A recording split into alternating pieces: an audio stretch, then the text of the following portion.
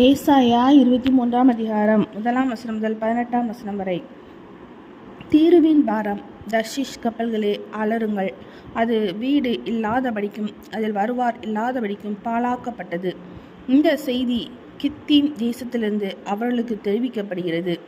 தீவு குடிகளே மௌனமாய் இருங்கள். சீதோனின் வர்த்தக சமுத்திரத்திலே யாத்திரை பண்ணி உன்னை நிரப்பினார்கள்.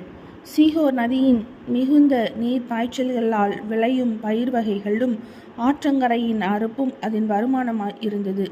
அது ஜாதிகளின் சந்தையாய் இருந்தது. சீதோனே வெட்கப்படு, நான் இனி கர்ப்ப வேதனைப்படுகிறதும் இல்லை, பெறுகிறதும் இல்லை, இளைஞரை வளர்க்கிறதும் இல்லை, கன்னிகைகளை ஆதரிக்கிறதும் இல்லை என்று சமுத்திர கோட்டையான கடல்துறை சொல்கிறது. எகிப்தின் செய்தி கேட்கப்பட்டதினால் நோய் உண்டானது போல தீருவின் செய்தி கேட்கப்படுவதினாலும் நோய் உண்டாகும்.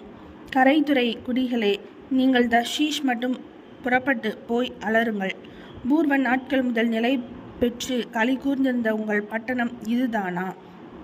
பரதேசம் போய் சஞ்சரிக்கிறதற்கு அவன் கால்களே அவளை தூரமாய் கொண்டு போம். கிரீடம் தர்ப்பிக்கும் தீர்வுக்கு விரோதமாக இதை யோசித்து தீர்மானித்தவர் யார்? அதன் வர்த்தகர் பிரபுக்களும் அதன் வியாபாரிகள் பூமியின் கனவான்களும் ஆமே. சர்வ சிங்காசனத்தின் மேன்மையை குலைக்கவும் பூமியின் கனவான்கள் யாவரையும் கனயினப்படுத்தவும் சேனைகளின் கர்த்தரே இதை யோசித்து தீர்மானித்தார். தர்ஷீஷின் குமார்த்தியே, நதியைப் போல நீ உன் தேசத்தில் பாய்ந்து போ, உனக்கு அணை இல்லை. கர்த்தர் தமது கையை சமுத்திரத்தின் மேல் நீட்டி ராஜ்யங்களை குலுங்க பண்ணினார்.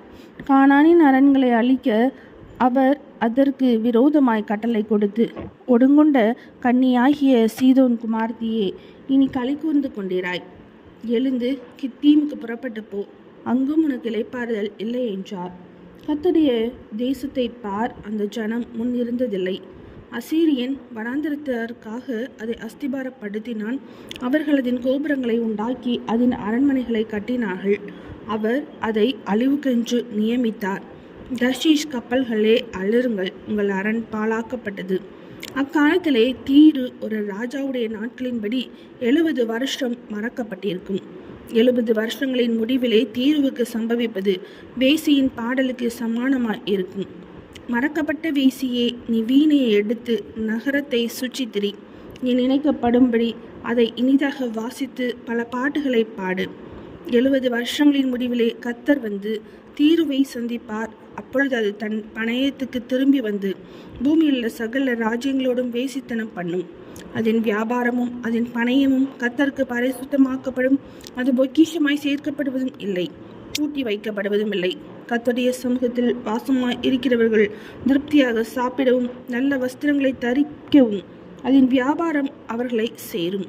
ஏசாயா 23 அதிகாரம் முடிந்தது.